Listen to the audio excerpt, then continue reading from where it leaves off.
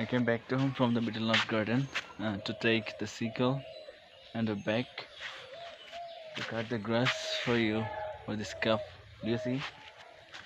And there is 2 bottles of water that I have taken for the worker who is working there.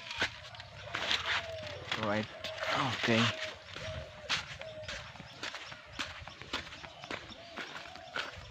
The sun is straight facing on my face because it is afternoon. It headed to the west, and I'm walking on the ridge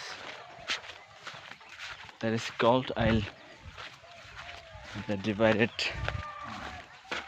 the plots of land of paddy field to keep the water and fertilizer contained in the certain part,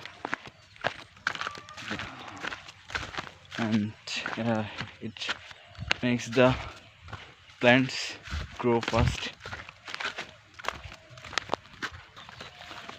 In my childhood, I used to cut grasses and take them for cow, but it's been many day, maybe a couple of years, that for the last time I cut grasses with sickle. So today I will try again. Here are the plenty of grass.